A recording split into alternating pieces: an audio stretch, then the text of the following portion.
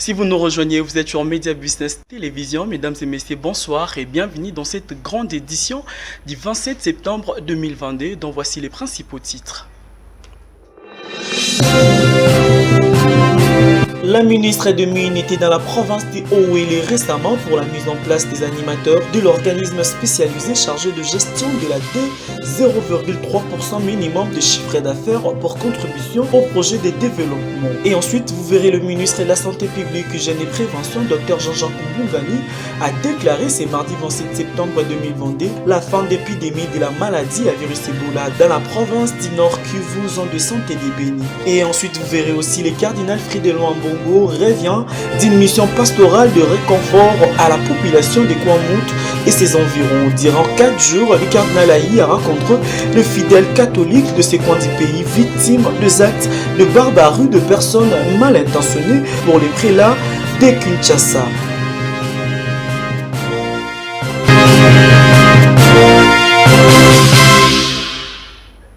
Encore une fois de plus, bienvenue. La ministre de Mines était dans la province du Haut-Uélé récemment pour la mise en place des animateurs de l'organisme spécialisé chargé de gestion de la 0,3% minimum de chiffre d'affaires pour contribution au projet de développement communautaire au sein de la société Kibali Gold Mine en territoire de Doko. Suivez.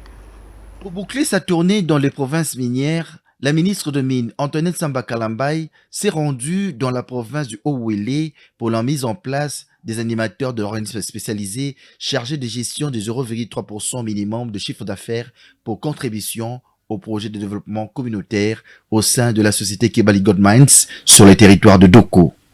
Pour sa part, le gouverneur du Haut-Uélé, Christophe Nanga, a remercié la ministre de Mines pour s'être déplacée afin de s'adonner à un tel exercice.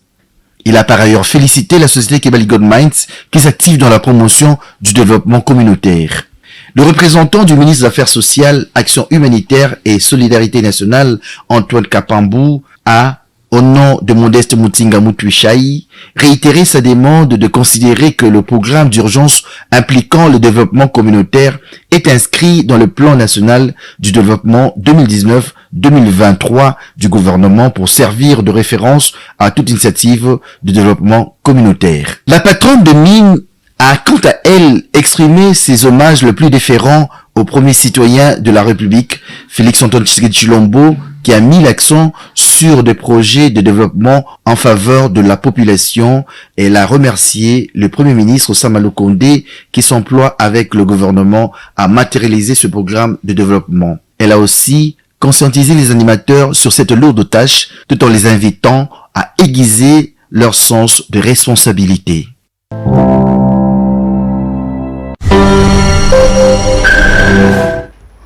Et le franc congolais connaît une dépréciation de 0,05% sur le marché interbancaire, a annoncé la gouverneure de la Banque centrale du Congo lors de la 70e réunion du Conseil des ministres tenue vendredi 23 septembre 2022. Jonathan Kitoko au micro.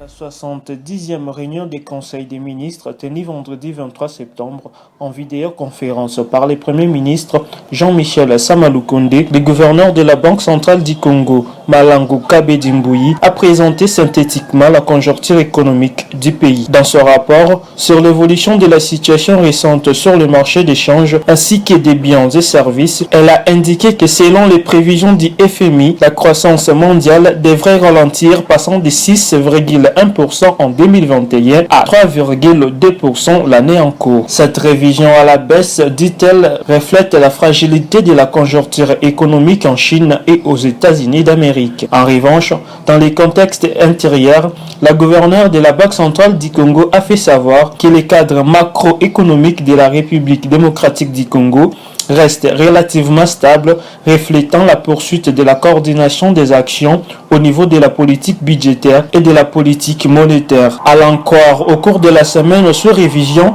le marché d'échange a été caractérisé par une stabilité relative sur des segments. Cette dernière, précise-t-elle, s'est traduite par des taux de 2012,99 francs congolais à l'indicatif et 2020 francs congolais au parallèle, consacrant ainsi une dépréciation de 0,05% sur le marché interbancaire et une stabilité sur le marché parallèle. Face aux facteurs de risques externes et internes, le ministre de PTNTIC, qui a fait office du porte-parole du gouvernement en mission, a renseigné que la gouverneure de la Banque centrale du Congo a fait quelques recommandations au gouvernement de la République, notamment le maintien de la coordination des actions au niveau de la politique budgétaire et monétaire, la vigilance accrue et le suivi rapproché par rapport aux facteurs de la liquidité bancaire au niveau de la Banque centrale du Congo, l'accélération de la mise en œuvre de mesures visant à renforcer la production locale et la diversification de l'économie,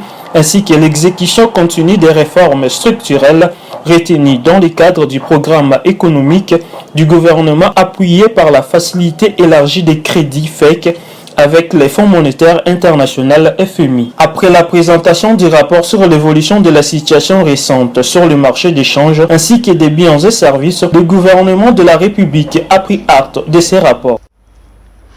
Et comme on l'a annoncé tantôt dans le sommaire, le ministre de la Santé publique, Hygiène et Prévention, Dr Jean-Jacques Mbungani, a déclaré ce mardi 27 septembre 2022 la fin d'épidémie de la maladie à virus Ebola dans la province du Nord Kivu, zone de santé de Béni. Cette déclaration solennelle fait suite à la fin de cette 15e épidémie d'Ebola selon le protocole de l'OMS ce mardi 27 septembre 2022. Regardez. Chers compatriotes, notre pays, la République démocratique du Congo, vient de connaître dans la province du Nord Kivu, plus précisément dans la ville de Béni, la résurgence de la maladie à virus Ebola depuis le 16 août 2022. Cette épidémie, la 15e dans notre pays, la 4e dans la province du Nord Kivu et la 3e dans la ville de Béni, est survenue seulement 8 mois après la précédente dans la même contrée. En effet, cette résurgence survient dans la zone de santé de Béni, qui est en état de siège depuis le mois de mai 2021. Et c'est dans ce contexte que la riposte a été organisée. Elle a bénéficié d'un accompagnement et un appui des autorités politico-militaires dans la mise en œuvre des activités. Grâce aux acquis des précédentes épidémies et l'accompagnement de la province et du niveau national, l'expertise des équipes locales et leur professionnalisme ont permis de contenir l'épidémie dans les limites de l'aire de santé de Butanuka dans la zone de santé de Béni. Chers compatriotes, cette résurgence a bénéficié de l'attention particulière du chef de l'État, son Excellence Félix-Antoine Tshisekedi Tshilombo, qui a chargé le ministre de la Santé publique, Hygiène et Prévention, à travers la Direction générale de lutte contre la maladie, à apporter toute l'expertise technique nécessaire à l'équipe provinciale et aux équipes locales dans la lutte contre cette résurgence. En ce mardi 27 septembre 2022, après 42 jours de surveillance renforcée, sans nouveaux cas confirmés et selon le protocole de l'OMS, je suis heureux de déclarer solennellement la fin de la 15e épidémie à maladie à virus Ebola dans la province du Nord Kivu en République démocratique du Congo. Les réseaux des associations des professeurs des universités et des instituts supérieurs du Congo, RACPICO en sigle, a annoncé l'arrêt de toutes les activités au sein des institutions publiques suite au non-respect des accords, notamment celui des budgétaires convenus avec le gouvernement. Parmi les exigences des professeurs des universités et instituts supérieurs au gouvernement, il y a aussi le paiement de la prime de recherche au mois de juillet, du salaire de base au mois d'avril, la mécanisation de nouveaux docteurs, et ils attendent au gouvernement l'application de l'accord des Bibois. Prenons à présent une autre information. Un hélicoptère d'attaque des fabrications soviétiques de 24 jets appartenant à l'armée ougandaise a connu un accident à Kabarole, localité ougandaise, suite à la frontière, située à la frontière, allais-je dire, de la République démocratique du Congo, groupement de Bangora, le secteur de Rwenzori. La cause de l'accident de l'hélicoptère a percuté le fil conducteur du courant électrique.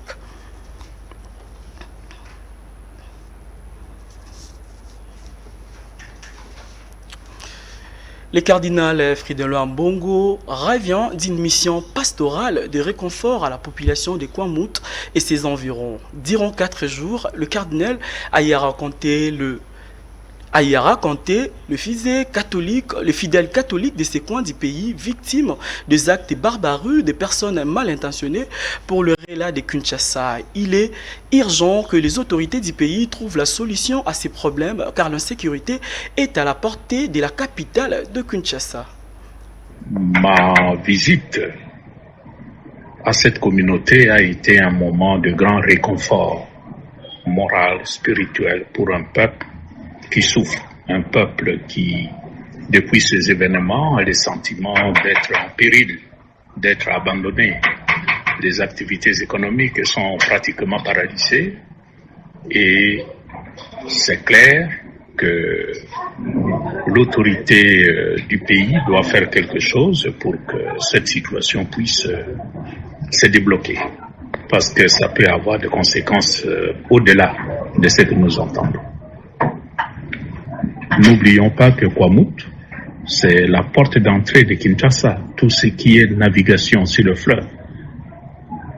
Toutes les eaux du pays passent par Kwamouth, soit par le fleuve venant du nord, soit par la rivière Kwa, qui ramasse toutes les eaux du Kassai, de Kwilu, de Kwango, etc., ou du Maïndombe. Tout ça, ça passe par Kwamouth. Et s'il y a insécurité à cet endroit aussi stratégique, c'est la porte d'entrée de Kinshasa, tout ce qui est navigation sur le fleuve. Toutes les eaux du pays passent par Kwamouth, soit par le fleuve venant du nord, soit par la rivière Kwa, qui ramasse toutes les eaux du Kassai, de Kwilu, de Kwango, etc., ou du Maïndombe. Tout ça, ça passe par Kwamouth. Et s'il y a insécurité à cet endroit aussi stratégique, ça peut avoir de lourdes conséquences sur Kinshasa. Il y a de graves questions de sécurité dans cette partie. Et la nature de cette insécurité, il faut d'abord décortiquer pour mieux connaître les contextes. Les phénomènes Kuluna ne cessent de prendre de l'ampleur dans la ville-province de Kinshasa. Même les policiers deviennent victimes. Cette situation met à mal la population quinoise qui en a ras-le-bol et exprime leur désarroi au micro de nos reporters. Regardez. Commencer d'abord par dire qu'il faudrait d'abord que nous puissions faire preuve de beaucoup d'humanité. Parce que quand une personne se décide à mettre fin à la vie d'un humain comme lui, je pense qu'il faudrait prendre des mesures très fortes et très drastiques. Ouais. Parce que vous savez, ça arrive aux autres personnes, mais si ça nous arrive à nous-mêmes, je pense qu'on aura une forme de réaction. Si un couloir, ou soit des criminels entrent chez vous à la maison, et que ces criminels soient violés, vos sœurs ou vos mères, ou soit tuer un être qui vous est cher, je pense qu'il y aura une forme de révolte. Alors je pense que le gouvernement, le Parlement, toutes les institutions de l'État devraient prendre des mesures, en tout cas fortes, concernant ces phénomènes. Donc on ne va pas remonter à l'origine de comment, de pourquoi, comment c'est arrivé et tout. On ne va pas condamner aussi l'État parce que nous passons des moments difficiles. L'État fait face à beaucoup de défis, beaucoup de preuves. Et je crois que le président de la République fournit des efforts pour pouvoir remettre le pays sur les rails et que nous puissions aller sur la voie du développement. Mais je crois que, comme cela a été le cas avec l'opération de Tofi, je ne sais pas si cela avait été voté par les parlements, mais je pense que ce sont des personnes qu'on doit mettre à mort. Parce que quand une personne se décide à prendre une machette, à tuer des personnes, où nous sommes dans notre ville, sur notre territoire, nous ne pouvons pas marcher calmement, circuler calmement la nuit. Alors là, je pense que ce sont des personnes qui, après avoir été mises aux arrêts, sont quelque temps après libérées et continuent dans ces mêmes opérations. Je pense que ce sont des personnes, en tout cas, qu'on devrait supprimer. Apana mama baye bakakobatela bana na bango na bandako. Même si ofandaka na cité, même si ofandaka na lubwaku, même si ofandaka wapi, otanga te, osalaka te. Yeba komi batela na bana na ona foyer na yo po bato nyonso bazalaka sécurisé. Mboka oyo eza ya mutu te, eza ya mboka ya biso nyonso de la nation. L'étranger bazalaka aba vivraka. biso moko bacongolais tozala tozovivre maintenant yo kopesa privilège na étranger et pourtant yo nga mwana mboka nakomaka kobanga mpo nazonga ndako na nga ezalaka te tobatela tobomba toyeba ke oyo aza mwana ya mboka oyo aza étranger mpe aza mpe mopaya mpe te puiske akoya mpe na bambongo na ye kono babenga mo babayer de fonds akoya na mbongo mpo investir na mboka azobanga ozomona azobanga mpo na nini Congo beaucoup de kuluna Congo beaucoup de miyibi. Que désire la population, si ce n'est que l'évolution du social qui demeure jusqu'aujourd'hui un mythe ou un slogan qui n'a jamais été mis en pratique? Ce sont là les phrases de quelques Congolais interrogés à ce sujet, Marlène Yaoute et Dylan Kitoko. Souffrir na mboko yango te taka nde na okemba soki ositeki te bana bakoliate kolia mpe kosomba mpe malunga eza te mbongo eza te tonyokama na ndenge moko yango te oyo alobi oyo sosali oyo papa da peuple d'abord papa mama papa betaka lisolo nde akobeta abeta lisolo mpo na konyore biso so salaire eza te mibali misu 10 mois 10 ans ata engagement ezate nga munde no bambaye na engagement ezate chauffeur munde na engagement ezate na DGI azwa mbongo combien? Par rapport au social du Congolais, je ne pense pas que ce que les Congolais ont besoin d'écouter maintenant c'est un sommet de la francophonie ou un truc comme ça. On a besoin, les Congolais ont plus besoin d'être mieux payés, de vivre décemment, de manger à leur faim. Voilà. Un social qui va beaucoup plus au-delà de promesses qu'on a reçues depuis autant d'années. Là où je travaille, j'ai souvent affaire aux fonctionnaires de l'État. Quand on voit les maigres salaires qu'ils touchent, oui c'est vrai, on a parlé d'une augmentation du salaire des fonctionnaires, ben c'est toujours pas grand-chose. Hein. Un militaire qui est payé 100-150 $, c'est pas intéressant. Il a une maison, s'il ne vit pas au camp, il a une maison, il a une femme, il a des enfants qui doivent aller à l'école, qui doivent être vêtus. Pendant les fêtes, ils doivent manger. Quotidiennement, ils doivent manger. Bon, on voit que le social n'est toujours pas amélioré. Il y a des gens qui souffrent et par conséquent, ne sont pas étonnés de voir que les vols ne s'arrêtent pas, les escroqueries, le massacre et tous ces genres de choses-là. Quelqu'un peut tuer parce qu'il a faim. Franchement, 5 ans, c'est quand même beaucoup pour constater qu'il y a un changement au niveau du pays. Mais quand au lieu de ça, on voit que les choses continuent de marcher comme c'était avant, ça ne donne pas trop espoir. Je ne pense pas qu'il y aura beaucoup de gens qui vont penser que voilà, le président doit être reconduit. Moi personnellement, je pense plus sur Matata Pogno. Tolembi ba slogan. Si c'est comme le rôle ya hier, la famille na hier, na quelques membres oya na ba ponani na bango, ba komi orene na bango. Alors que biso ba électeur oyo to zwa ki to pesa ki ba voix to tchesi. Abosani na biso et comme ata bo réclamer na bino les contrôles ba biso bino ko tunde ba maya moto et ba bala caoutchouc même voire même ba balle réelle.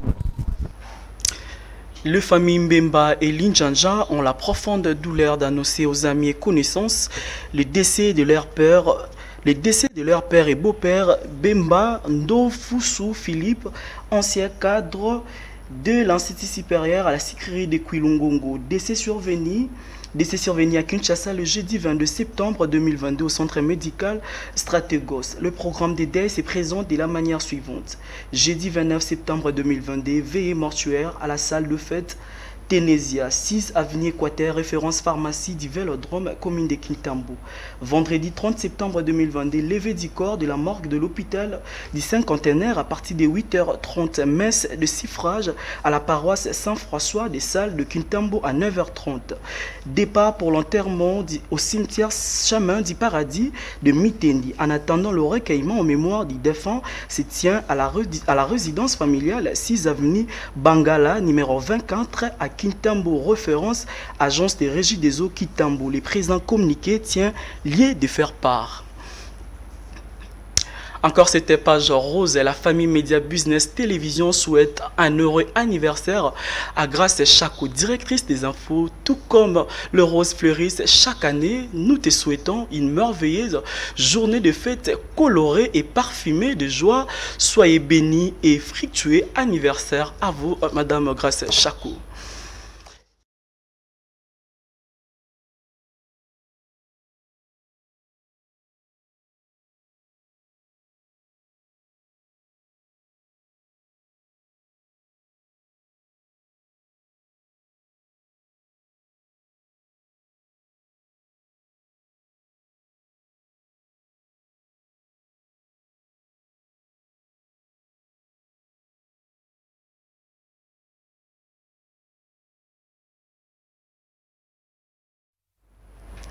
Et c'est après cette page rose que nous mettions un terme à ce journal. Merci de l'avoir suivi, mais avant de nous quitter, voici ce qui a été les principaux titres. La ministre de Mines était dans la province du Haut-Uélé récemment pour la mise en place des animateurs de l'organisme spécialisé chargé de gestion de la D, 0,3% minimum de chiffre d'affaires pour contribution au projet de développement.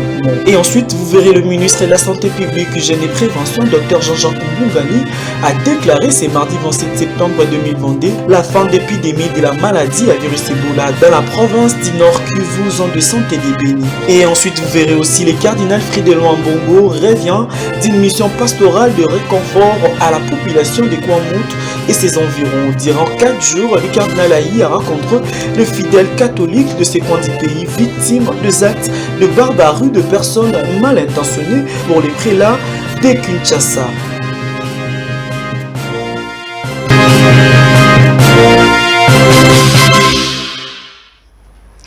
Merci de l'avoir suivi. Ce journal est complètement fini. Merci à l'équipe rédactionnelle et à l'équipe technique. Bonne suite des programmes sur Média Business Télévision. Bonsoir, je vous souhaite.